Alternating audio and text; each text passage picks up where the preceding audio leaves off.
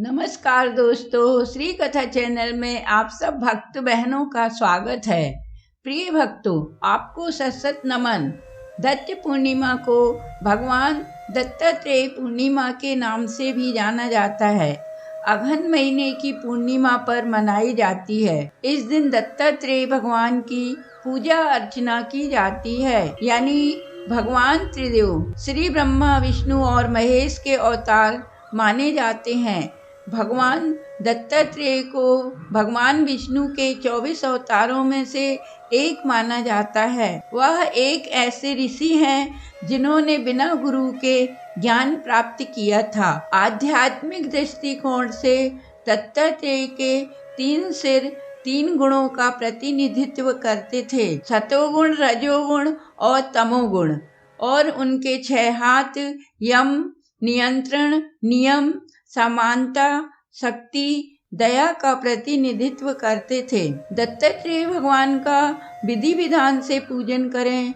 मंत्र बोलें, ओम ब्राह्म दत्तात्रेयाय स्वाहा, ओम ब्राह्म दत्तात्रेयाय स्वाहा।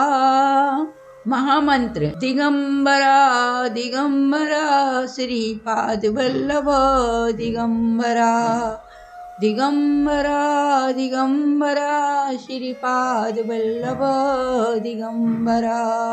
महर्षि अत्रि और माता सती अनसुईया के पुत्र भगवान दत्तात्रेय के पूजन से त्रिदेवों का आशीर्वाद मिलता है।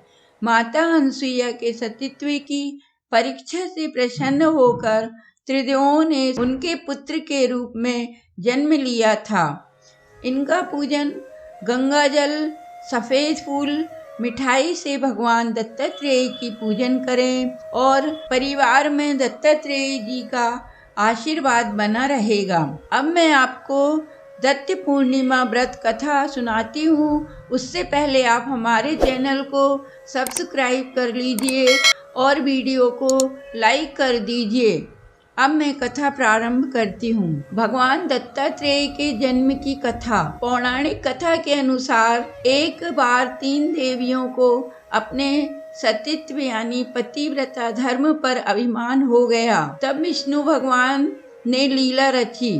तब नारद जी ने तीनों लोकों का भ्रमण करते हुए देवी सरस्वती, लक्ष्मी और पार्वती जी के समक्ष अनसुईया के पतिव्रता धर्म की प्रशंसा कर दी। इन पर तीनों देवियों ने अपने पतियों से अनसुईया के पति धर्म की परीक्षा लेने का हठ किया। तब त्रिदेव ब्राह्मण के भेष में महर्षि अत्रि के आश्रम पहुँचे। तब महर्षि अत्रि घर पर नहीं थे।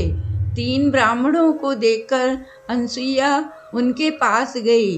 वे उन ब्राह्मणों का आदर सत्कार करने के लिए आगे बढ़ी। तब उन ब्राह्मणों ने कहा कि जब तक वे उनको अपनी गोद में बैठाकर भोजन नहीं कराएंगी, तब तक वे उनकी आतिथ्य स्वीकार नहीं करेंगे। उनके इस शर्त से अनसुईया चिंतित हो गईं।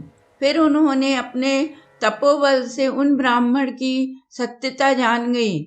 भगवान विष्णु और अपने पति अत्रि को स्मरण करने के बाद उन्होंने कहा कि यदि उनका पतिव्रता धर्म सत्य है तो तीनों ब्राह्मण 6 माह के शिशु बन जाएं।